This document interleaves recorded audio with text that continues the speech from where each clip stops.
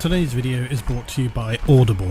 Audible provides an easily accessible way to access audiobooks for its members, just one of the reasons why I recommend it, along with enabling you to make huge savings on the newest full-length Warhammer audiobooks. As an Audible member, you get 1 credit every month to use on any title across their entire premium selection, but clearly credits are best spent on those longer 9-hour plus premium audiobooks. The Warp is not something often acutely focused upon when it comes to 40k narratives. More often we're gifted a mere fleeting glimpse. To get more meat on the bones, we must return to the 14th Heresy episode, First Heretic. This is my selection for the month as it dives into the awakenings of the word bearers to the primordial truth, the nature of those within the warp and the bizarre principles which underpin the relationship between materium and immaterium. You can start using Audible today with a free 30-day Audible trial to get yourself access to thousands of audiobooks, originals and podcasts. All you need to do is visit audible.com/Lutin, and for those in the US you can also text Lutin to 500 500.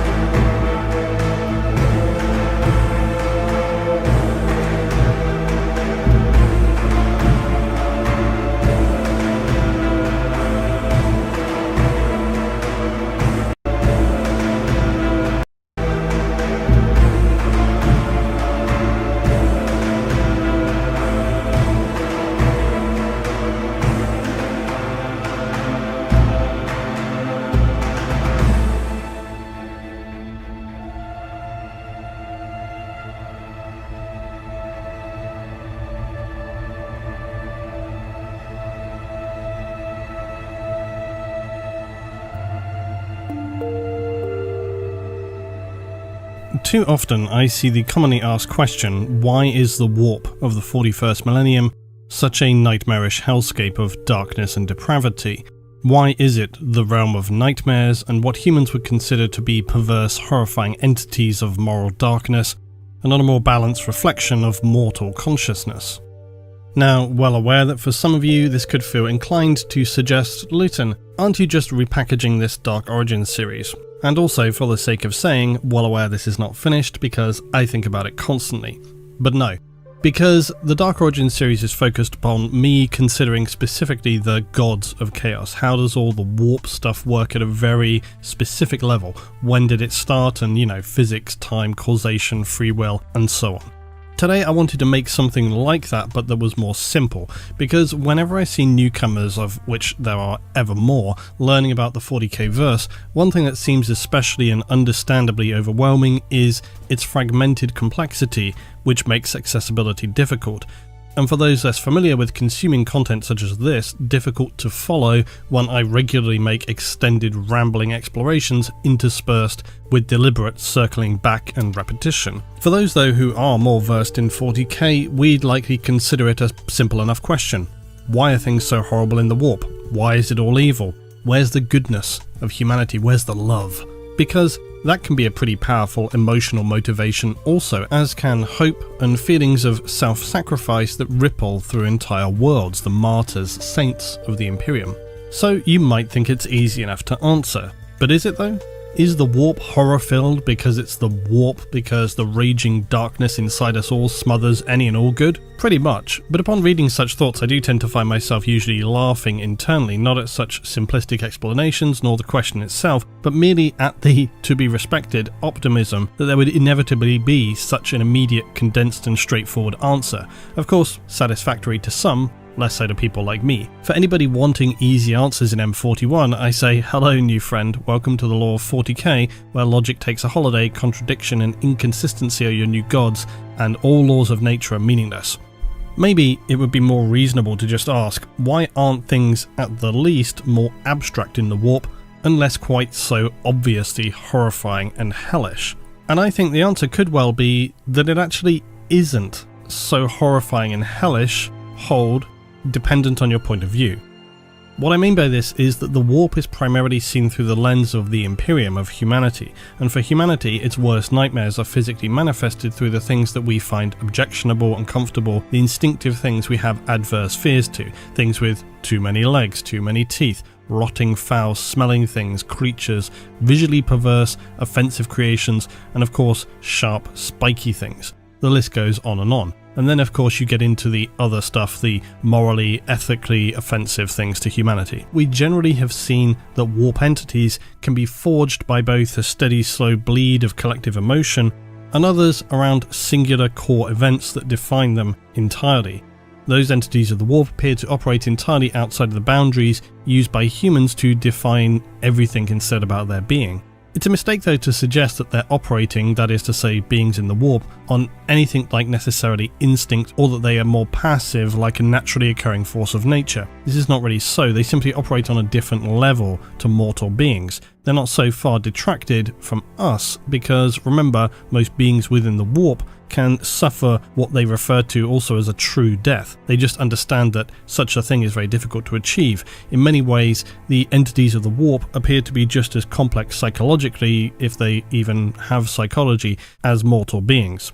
Except they exist in a realm that is clumsily referred to as being without time, which again I risk overlapping with Dark Origins, so let's just say the Immaterium is incredibly confusing for us. So if it's confusing for us, imagine if you're birthed into the warp and know nothing else, where the perception of time is anything more like the eternalist point of view. It's very confusing and difficult for humans to even begin to understand how you could have any kind of cognitive perception of your own reality and how that would relate to the mortal space, the Materium. Now on top of that you have other factions, not just the Imperium, who have their own connections and issues with the warp, the Eldar or Eldari for example. The warp has not always been horrific and nightmarish. If anything, it appears to have been the realm which formed the foundation of the entire culture of the Eldar, both physically and spiritually, and they still use this in M41. Again though, this entire story becomes extremely complex, and if you want to know more about the Eldar and their significant relationship with the warp, I'd rather point you to my video Dark Origins Part 2, where we explore the origin and timeline of the Eldar relative to the warp itself. And then this bleeds of course into further complex questions and things that may in fact give us more of an understanding that the warp and the beings who reside therein need not exclusively be seen as evil or nightmarish. For the Eldar, the faction known as the Inari have started to come to the understanding that the Eldar themselves may all contain fragments of their gods, and that Slaanesh in the warp may be some strange fusion of what were the Eldar gods back before the warp became the hellscape it would eventually become in M41, so it's quite a lot to unpack. The point being though, things are not as necessarily clear-cut as they may seem to be. The warp remains a place that is terrifying to mortals and humanity, but it still remains a confusing and mysterious realm that is barely understood. The fact that the Imperium thinks they have a better understanding now is in actuality quite far from the truth. In reality, they'd likely have barely any deep understanding of how it actually functions, especially given the fact that the Eldar are still revealing new revelations despite having spent the longest time of all existing mortal races interacting with and really studying the warp. In fact though, humans have been becoming steadily more active as well in their psychic powers collectively as a race. It's long been suggested that humanity in the 40k verse is in fact evolving to become a more psychic species, but the specifics of this and why it is occurring are unknown. The one thing we can consider is that as this has been occurring over millennia, humanity has been steadily fueling the warp ever more exponentially, and this is perhaps yet another reason as to why it has steadily become ever more unstable and powerful throughout the vast timeline of history through to M41. I should probably also take the moment here to deal with another question or assertion that is regularly posed. For millions of years ago, during the early time of the galaxy, the Old Ones who seeded life fought an immense war with the race known then as the Necron tier. This would never really cease for quite some time and would become even more extreme when the second period started, where the Old Ones would employ races they had created, such as the Eldar, to fight the newly converted Necron tier in their form now as the Necron the Imperium still see today in M41. But this is again very similar to human history so long ago that it's really told through mythology more than detail, making it very difficult to pin down exactly what was occurring or how that felt to the beings that were fighting at that time. The point is, this time known as the War in Heaven is said nearly to have caused the destruction of the entire galaxy because it was so devastating. It also appears to have been the time at which the Eldar gods were consigned to the warp, destroyed or shattered, as were the gods of the Necron, the Catan. But again, it's very difficult to really know what happened. It's common that people say, well, this must have then been the time where the warp became most disturbed and unstable, beginning its descent into becoming a nightmarish hellscape. Again, technically this is unknown. My personal opinion, my assertion, has always been that this isn't entirely correct. For starters, the lore speaks consistently about humanity being the pivotal stone cast into the pond that really set things off. However, that may simply mean that the warp was already very disturbed, and we were the contamination of emotional, malevolent intention that caused the warp to boil over from being merely turbulent to a more violent realm racked by constant warp storms, a transition from a calmer sea of souls to a warp populated by the beings of chaos, and then of course made worse much later by the Eldar and the birth of Slaanesh. But the War in Heaven period remains problematic because of the vast scale of suffering throughout this time. It's presumed by many to surely eclipse all others, certainly the early periods of human history. But there are also considerations we must factor in, that until say the birth of the Chaos God Slaanesh, the Eldar were essentially able to continually reincarnate. They also did not have the same openly poured out fears and drives that mortal humans are always entirely consumed by. For others like the Old Ones, we really have no knowledge about their culture or number. For the Necron tier, again, details of their earliest times sketchy at best, but we do seem to know that they accepted their cycle of life and death. They were less traumatically emotional about it perhaps than humans, and when the worst times of war came to them, they had transitioned to the emotionless form of the living metal Necron. The Eldar often talk about how they were able to control their minds because their emotions and feelings are so much more powerful than humans, and this is believed to have occurred in battle even before the fall, not expressing then the same dark violence seen among humanity. And so while humanity may not have been the singular force that twisted the warp, it may have been the critical factor many believe to have caused this disturbance, this ultimate disturbance within the warp that shifted it into becoming this very dark realm which exists right through to M41, and as much is told to us in Master of Mankind. It describes for us how mankind has always fought to survive, be that as hunched ape creatures, brutish proto-men, and that humanity waged many insignificant miserable wars upon itself with fists, teeth and rocks in ancient times, but that wars of survival are very different things to what seemingly fuels the warp the most, that being morality or the destruction of it. What appears to be the tipping point is what's described as the first murder. Not the first to kill another or the first to hate another, but the first to kill in true, pure, cold blood. More specifically, the murder of a brother being the darkest of deeds, the breaking of those bonds of trust. Quote, "The scream of the first murderer cuts through the veil, echoing across reality and unreality alike. To the things that wait in the warp, mankind will never sing a sweeter song." The references to this first murder do speak about it being a time where humans still worshipped, say, spirits of fire, for the sun to rise, and still many believe the first murder to actually be a reference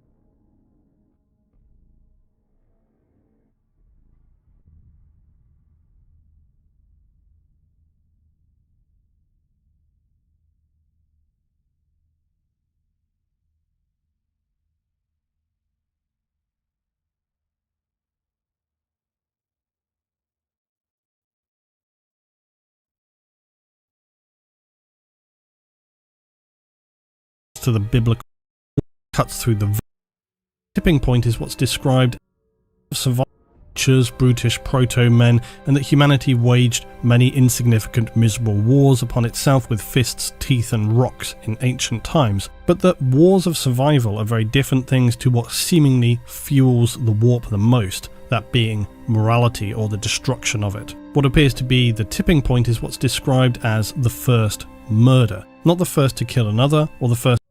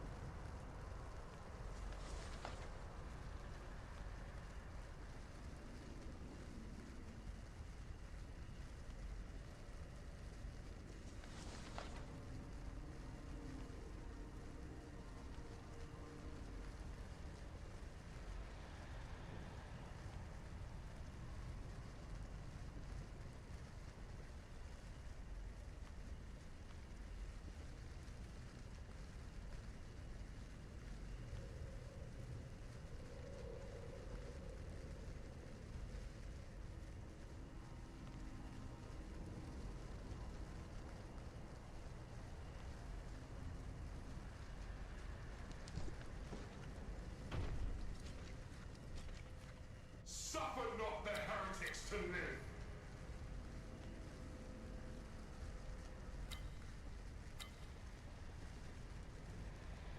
None can stand against our hatred.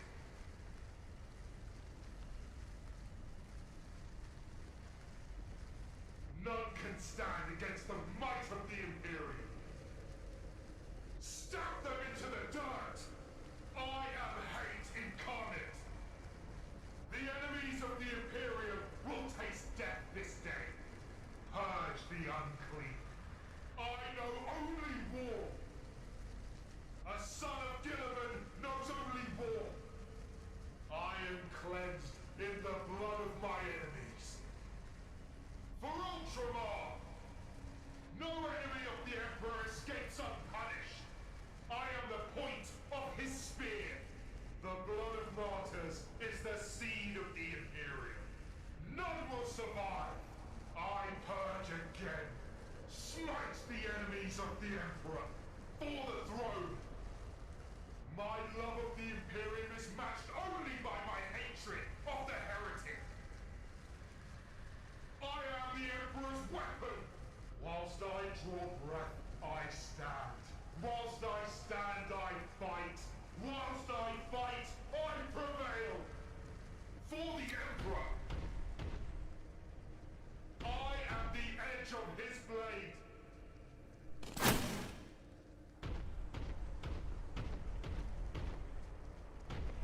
I give my life willingly. Emperor be praised!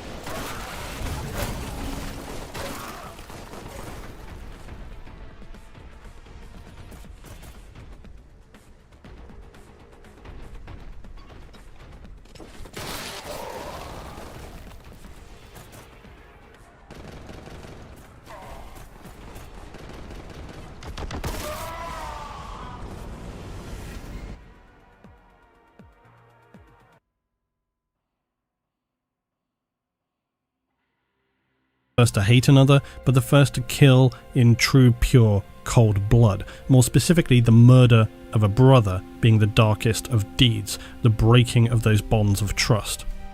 Quote, "The scream of the first murderer cuts through the veil, echoing across reality and unreality alike. To the things that wait in the warp, mankind will never sing a sweeter song." The references to this first murder do speak about it being a time where humans still worshipped, say, spirits of fire, for the sun to rise, and still many believe the first murder to actually be a reference to the biblical story of Cain and Abel. And we do also know that, for example, the Emperor existed during this time through the lens of others. We've heard about him potentially being the cause of the destruction of the Tower of Babel. So any sense of a first moment that triggered the warp to become what it is, from the human perspective, it's also further complicated by what we have been exploring in the Dark Origins series, that in the warp time does not exist in the form we perceive it to be. Everything that exists there is now, which becomes incredibly difficult to conceptualize from a mortal, linear perception of time, and as we discuss in that series, you start looking at other views like the eternalist perspective of time. But for whatever reasons, acts of malevolence, selfishness, the morally offensive, or just pure physically extreme are described as resonating more in the warp. And if you're wanting to know why that is, well, we're still yet really to gain any substantial clarity. It may simply be that the collective suffering of mortals is far greater than collective acts of good as seen from our perspective. Entirely debatable, and obviously remains a point of contention. It's also an unpleasant fact that many are unwilling to perhaps accept, that the bitter selfishness, the cruelty and violent nature of humans seems to eclipse our outward veil we collectively opt to consider the norm, that of being fundamentally decent and moral. And this is ultimately what I believe is meant to be illustrated through the warp, that it displays to us the true reflection of humanity, the darkness hidden in all. This is where you can quite easily go off on any number of philosophical tangents, talking about, is this darkness in you too? You could quote Socrates if you wish, and so on and so on. But if this darkness is in all, how would you know? When might it present? This is why the Chaos Gods and the Warp in general represent not just the horror and nightmarish imaginings of humanity's worst fears, but they also reflect some traits and aspects of human nature that could even be seen as laudable, but which within the Warp are still considered to be fueling to the beings who exist within the realm of chaos. Now, unfortunately, similarly to exploring the nature of chaos, to consider the dark void of the warp, one does need to really step outside and disconnect from the immersive lore for a moment. Answers sometimes necessitate exploration more in the period of its creation, and indeed the period of 40K's creation, as to why it is just so hellish. Unsatisfyingly, perhaps the answer to the warp horror is because the sci-fi fantasy 80s space Warhammer needed grimdark lore for the game, and this mirror ethereal plane really imagined for a space iteration was a convenient realm outside all the normal laws of reality that enabled travel across the galaxy and gave a nod to so much sci-fi of the era, plus, containing beings made of our subconsciousness. The 70s and the 80s were a melting pot of world building and conceptual exploration when it came to the concepts of consciousness and worlds beyond our own, be that, say, Philip K. Dick, Frank Herbert, or even those in the horror sphere like Clive Barker. For example, when the first edition of 40K came out, I always feel it's worth remembering that Hellraiser was released the same year. Note to myself, do something about Hellraiser. Because with its visionary concept of the Cenobites and nightmarish worlds beyond our own that are never clearly defined, Pinhead merely states them as being explorers in the further regions of experience. Now, one might equally consider the warp to be such a region. Does that mean that Hellraiser is a secret 40K movie? No. And you can get out of here with your Event Horizon as a secret 40K movie suggestions as well, because it's one of the most lazy and non-revelations to have ever been dressed up as such. Because the warp often is really far more generic than we might imagine it to be. Like Hellraiser, it's a realm where those who discover the dark beings within, subscribing to their twisted reality, are the followers and explorers in this dimension, and they're corrupted as a result. In 40K, there are many who very literally fit that description, plus the realm of Hellraiser's alternate dimension is explored further when we get to see Leviathan, an entity that appears not dissimilar from so many 40K godlike beings of either the Warp or perhaps Catan. But way before all of that, the most obvious foundation of such concepts as the warp, very obviously H.P. Lovecraft. And while I get quite itchy skin upon hearing the phrase Lovecraftian, because I feel like these days it gets thrown around with the slightest pretext, especially looking at you indie games, the warp of 40k embodies everything that is Lovecraft. If you wanted to go deeper, the turn of the 20th century was a very dramatic time as intellectuals attempted to define the shared elements of religious belief and scientific thought, both from a philosophical and anthropological view. While undoubtedly a lot of thought at the time would later be widely revised or discredited for being entirely unreliable in the viewpoints not at all uncommon for the time period, a lot of these explorations and considerations were also still expanding the sphere of thinking when it came to our place not just in the world, but our place as beings in the galaxy, our concepts of religion, of consciousness and more, and our significant lack of understanding as to what might lay beyond, which quite honestly has barely altered since. Such ideas were obviously very appealing as well to authors of the early 20th century like Lovecraft,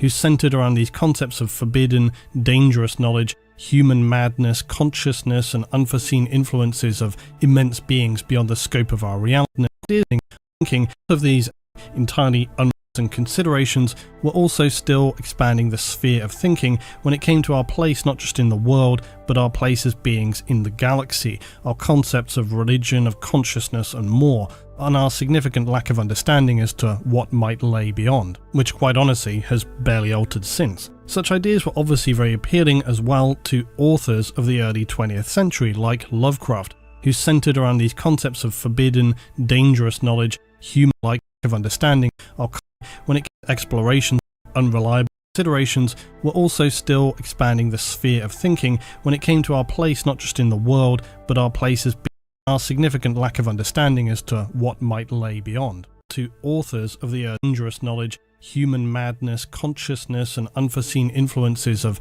immense beings beyond the scope of our reality and far outside our mortal comprehension. Sound familiar? To elevate his writing beyond the 20th century Gothic, Lovecraft looked to the cosmic and astral plane, and in doing so he wanted to create this concept that there was something behind reality, behind the ordinary, a sense of human insignificance and just how tiny we are comparative to the vastness of the void. Again, sounding familiar? Concepts that begin easily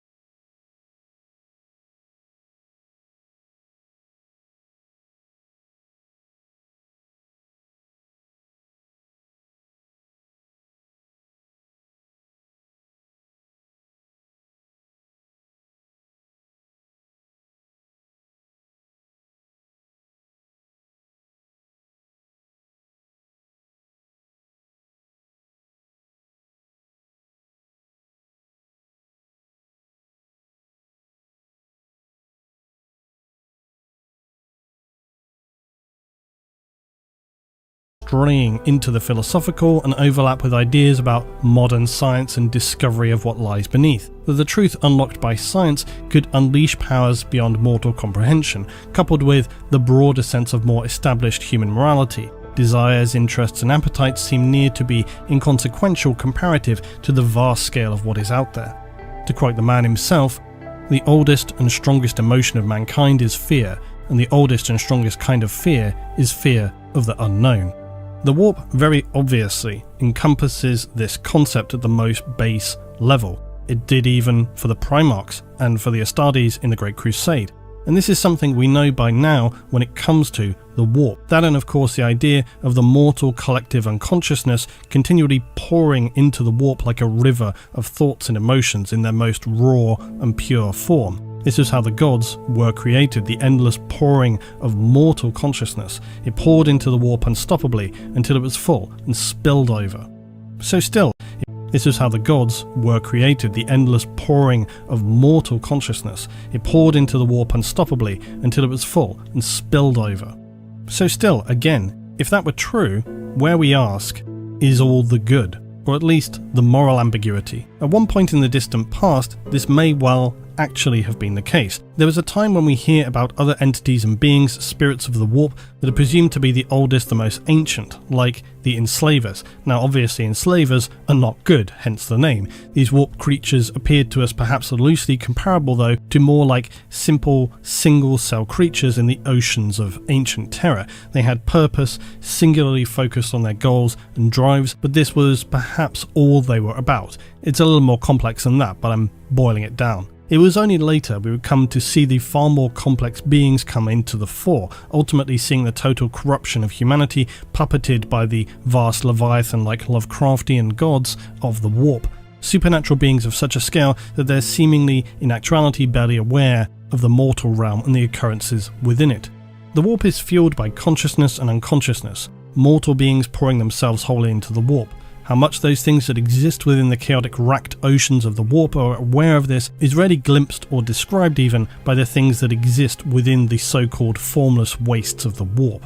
Our mortal lives in the 40k verse so insignificant to the creatures of the void that to attract their attentions requires acts of extreme physical scale to be committed or actions so morally objectionable they ripple deeply in the oceans of warp energy. As humanity became steadily more aware, and after the heresy acutely aware, of just how it could be interacted with, this is where you begin to see the ever more creative and truly offensive acts committed by traitors to humanity, with the intention of being gifted power or to be granted an audience with the foul entities that dwell in that dark place, objectionable to the dignity of humanity in every conceivable way. So for the warp, at the most simplistic level,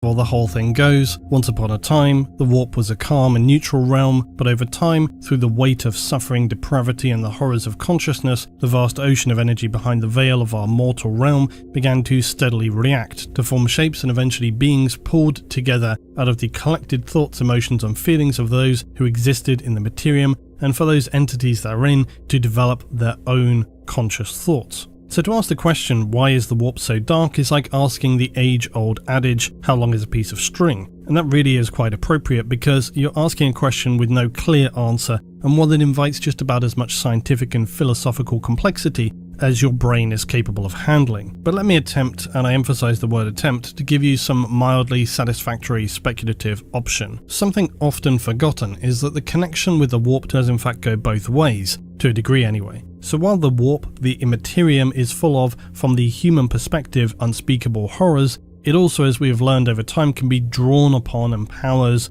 beings in the materium, the mortal realm.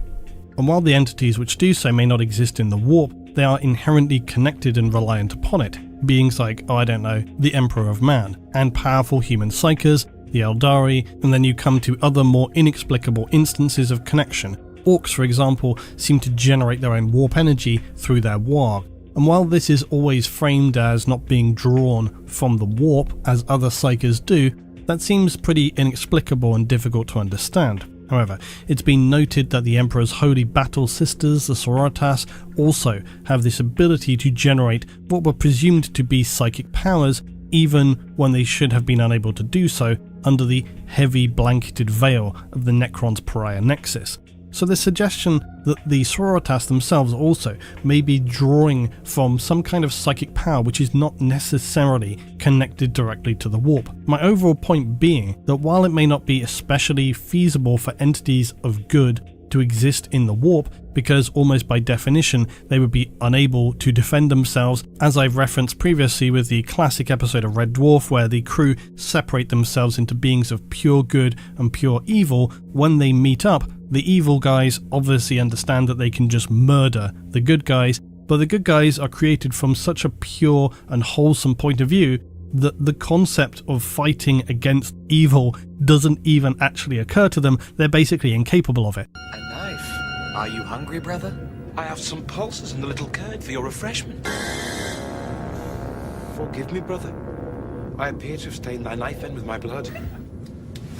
Let us embrace its splendid beauty and share in its vibrations. Oh, it's exquisite, divine. What does it say to you, brother?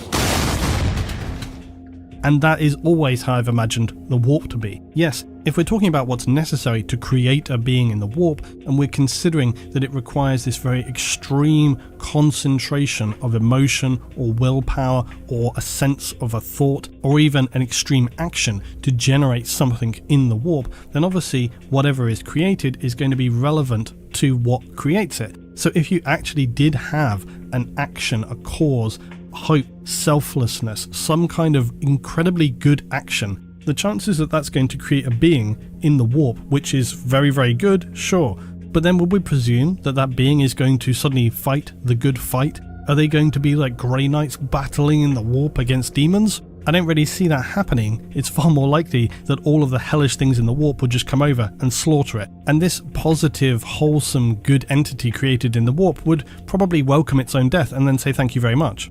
Our closest real way to consider that there is anything of a positive equivalent within the warp is to look at the beings in the material space who espouse the traits that humanity consider to be fundamentally decent, laudable and moral. Now this consideration in and of itself, when we're thinking about a good entity appearing in the warp, this also risks drifting into very philosophical discussions about just what is evil. Does evil really even exist as a definable and applicable concept, or is it merely a term used by humans to label things that are to them offensive, destructive, or most likely unexplainable to a point of their own mental desperation? Far easier than to just label it as evil. Again, it's an interesting thing to discuss, but probably far too heavy to really get into today. But let's just say, for example, in our society we consider that if a person kills another person, if they murder them, now, that is bad, we have laws and rules which constrain and must be punished for that. But is it evil? It depends, because with such a description there are parameters placed upon that condition, scenarios, who decides as well in the grand scale of things, and especially when you scale up to something like the Imperium. What if others disagree on just what defines evil? Who is more or less correct? Who has the authority to do so? How do you determine that? Do the needs of the many always outweigh those of the individual? The answer to that is, there's probably a lot more questions you need to be asking. And that is the point, it gets very complex. And some people have argued before in other videos where I discussed this point that such labels and applications should be made only in the context of what is most constructive for the overall survival and positive progression of humanity. And that's fine. But here's the thing. Why do we assume that anything we see or perceive bears any comparable application to how beings of the warp see things? Because they are, after all, at a very simple level, the inverse consciousness of mortal forms made manifest. The point that I'm trying really to underscore here is something that I know not all agree upon from previously discussing it, and that being who or what decides which position is correct, or perhaps more true to say that if we're thinking about things at a galactic level in terms of the Imperium and 40K, we need to accept that there isn't necessarily anybody who really can decide that, because the measures of good and bad are something that humans have conjured from their own understandings and needs for survival, formation of coherent functioning societies. The warp and the horrifying beings that dwell within are entirely disconnected from such concepts. And in fact, this is why when humans are corrupted by chaos, it's also why the corruption of chaos is so pervasive and damaging to the Imperium, that when Astartes or ordinary humans become twisted by the warp, for some it may have been a very deliberate conscious choice, but for many more it is not.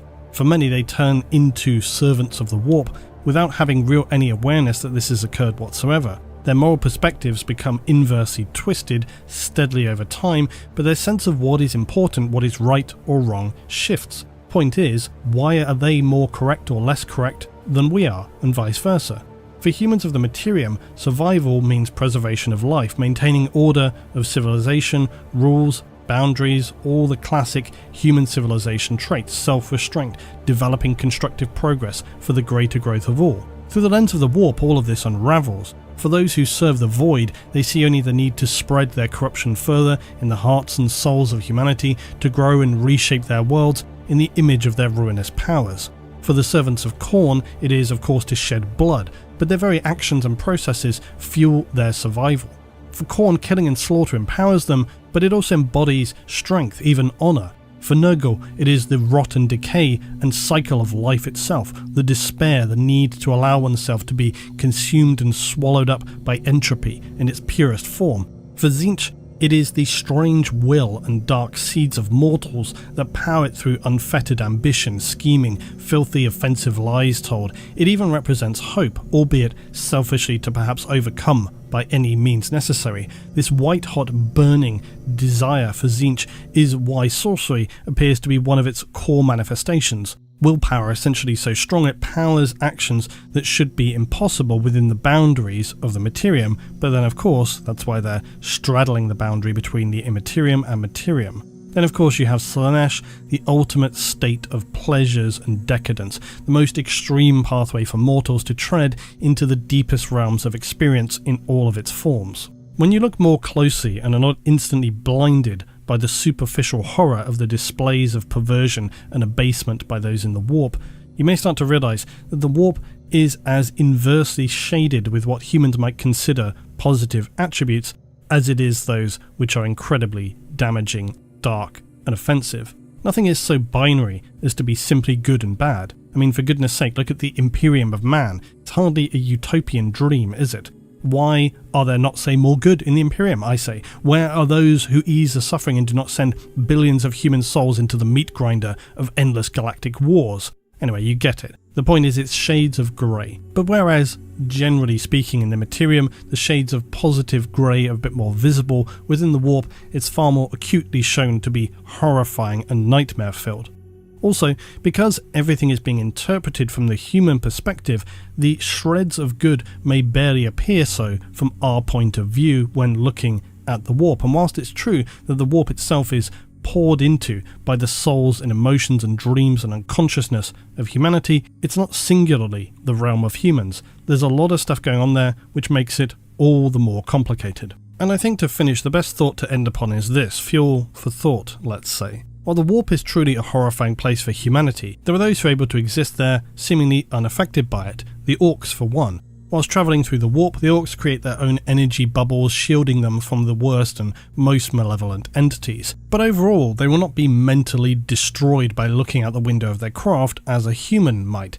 There are even said to be places within the warp where orcs are trapped in endless cycling wars at the whims of the entities who have corralled them, and who enjoy watching them fight on and on and on, presumably for what qualifies as eternity. For the orcs, this is not seen as it might from a human perspective, it's business as usual for them, and that should be a key indicator that the warp need not always be seen through the lens of humanity, although let's be real, it's pretty hard not to do that. And most races who are not as absurdly cheerful as the orcs are rightfully terrified of the Immaterium. In many ways, I think if the Immaterium were to be described more accurately in terms of just how horrific it should be far, far beyond what we actually glimpse here and there. Demonculaba, please. I think this is actually truly nothing in the realm of what could await humans if the true horror of mortal consciousness were realised in some ocean of reactive energy that seemingly forms into the worst that our minds can offer into physical manifestations. And just to make an adjacent side note, this is why I've always believed that any real world, real life television movie action interpretation of 40k is always going to struggle, because to truly depict 40k as it should be, it would have to go off into the realms of horror movies that are really on the periphery of the mainstream, and I see very little chances of that ever happening. Lastly, I think if we were to, just for a moment, step away from all the blood, gore, carnage and perversion that is the warp, we can actually look to other examples. One of my favourite being from the early days of the heresy, the infamous betrayal of Calth, which describes to us how the word-bearers for the first time vocalise this true understanding they have come to about what they can do in order to appease these powerful masters. How they realised that fueling the warp meant things really far more artisan than just your endless, mindless slaughter. Of course, depending on which entity of the warp you're leaning toward, so please calm down, World Eaters. What fuels the Immaterium far more intensely than sheer perversity is the level of degradation that can be dealt through the actions of a mortal doing the truly inconceivable. And what they meant by this example is, say, murdering another's sworn brother in cold blood, with no honour, no respect, no warning, no hesitation, but also not mindless killing, in fact, far from it. For the malevolent forces of the Immaterium, what they savour is just the same as that first murder of one human so long ago in ancient history. Willful, conscious, intentional shattering of the most clearly established rules that frame human morality, and then carving clean through them with reckless abandon. But that in itself also raises some interesting questions, because as I was saying before, the beings of the Immaterium, the chaos beings, the strange entities within the warp, if humans themselves have a very difficult time on deciding their own moral code, their own ethical code, how is it then that the beings of the warp also are able to make that determination? At what scale? At what level? How do they understand things as being worse or better or more powerful or having more impact? Where does that come into it? So it is not clearly established to us just how the beings of the Immaterium have this kind of moral scale. But evidently the word-bearers understood that this was a thing. And so in Know No Fear, when the brothers are once again reunited from the 13th and the 17th legions, we see perhaps one of the most pure examples of this, the power of treachery. The word-bearer describes an enemy having realised that this is a power in and of itself, and this description is confusing to the Ultramarine, who states it sounding almost like magic. It's explained that this unnamed enemy had discovered the level of power contained in a betrayal is dependent on the level of the treachery. What does that mean? Well, an anonymous individual killing another anonymous ally is distasteful but not necessarily powerful.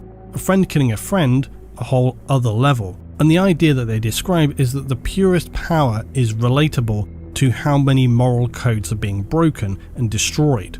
Trust, friendship, loyalty, reliance, honesty. So powerful apparently not because of the act itself, but that the act was through its occurrence beyond belief. Again though, how that is gauged by the beings of the Immaterium, unknown, difficult to quantify. This is when we really start to get to the true though understandings of what it means to satisfy and fuel the gods and the beings that exist within the warp. During this exchange, the Ultramarine is utterly confused. The conversation is not about tactics or an enemy overcome. So why is this word-bearer prattling on and having this discussion at all? It's explained even more clearly though, that for the Astartes themselves to turn upon one another, this is even more abhorrent than the Emperor's sons, the Primarchs, because so many of their number already had major differences and dislikes of one another. But for many of the more ordinary Legion Astartes held friends still that they knew personally among other legions by name, who had fought often very literally shoulder to one another. Even the Ultramarine is forced to admit that this would be an incomprehensible level of betrayal for one Astartes to kill another in such a way, noting that the Astartes may be immune to mortal concepts of fear, but the horror and shock in such an act is powerful and devastating in just what it represents to be. And this is the interesting thing that you learn about the warp and the beings therein, is that in the face of it things seem so crude and brutal that slaughter and perversity is what fuels the warp, and that is true, but it also comes down to this much more fine grade of moral scale, which seems to actually have a very important impact on how things are fueling into the warp, and that is why the warp and the beings therein, in terms of how they reach into the material space, the material realm, actually are very complex in how they weave their threads of corruption and twisting of human lives. Much more about serious moral shades of grey, finding the most extreme ways to break through those barriers. In the next action between the Ultramarine and the Word-Bearer, it's brought clearly into focus just how the heresy will unfold as the Word-Bearer shoots the Ultramarine cleanly through the chest at point-blank range, vaporizing the plate armor, reinforced bones, muscle, viscera, both hearts. The body hits the floor, still convulsing from the instantaneous shock. Astartes systems impossibly attempting to repair the catastrophic physical damage. I always imagine this exchange as bringing into very clear focus just how the warp functions and why it has become so fueled and powered by the depravity and betrayal of humanity. You always can see in your mind the Ultramarine sitting across that table and his brain clicking the pieces of the words spoken by the word-bearer when he utters how he wishes his brother understood. I imagine his pupil narrowing suddenly as he's too late in reaching for his weapon, too late as his realization comes into clarity and the word-bearer is already depressing the trigger on the plasma pistol. It's an enduring image crafted by Dan Abnett, and it underscores firstly just why the heresy was so important because of the sheer scale of such similar abhorrent betrayals that took place across so many battles, from the Isfahan system to Kauth, Prospero, of course Terra itself. And this might all seem like a pretty wild tangent, but it's really not, because the heresy is merely the most concentrated crucible of destruction that allows us to see just why the Immaterium is how it is. The heresy didn't create the warp, it didn't manifest the Chaos Gods or the horrifying beings who reside there, but it did bring into clear focus just how the warp is so fueled by a cycle of very finite, subtle, mortal actions. This became of course only clearer throughout the heresy as eventually some of the legions, some of the Primarchs would be elevated to states of being beyond even their already demigod-like status. And how do we know that there are no good entities within the warp? It's pretty straightforward. Why would the beings who exist there ever allow such things to exist? The realm of chaos is an endless, unceasing struggle for survival in whatever form they perceive survival to be.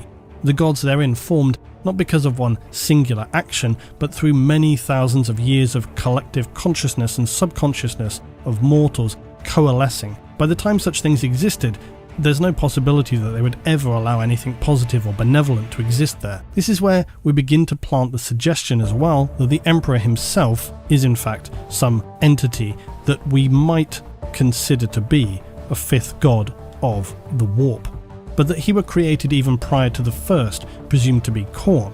But I think if we wish to get into that, it's best reserved for the Dark Origins series part 5, where I can really get stuck in and rake through all of this more carefully. So why is the warp such a hellscape? Well, depressingly, because it holds a mirror up to ourselves. It's reflective of humanity, simple as that.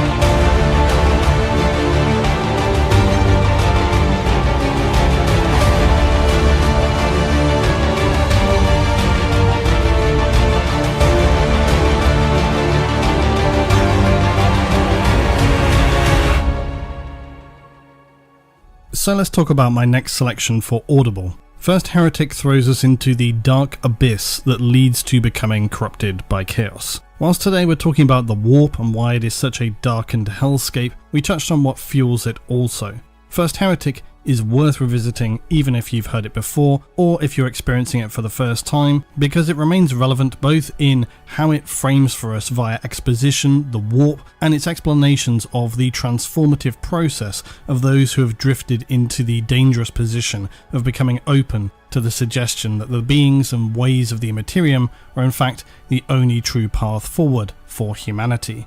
This is of course one of the enduring questions about humanity in the 41st millennium. Which pathway is the objectively best choice? That of the Emperor, or were Horus and those such as Lorgar right all along?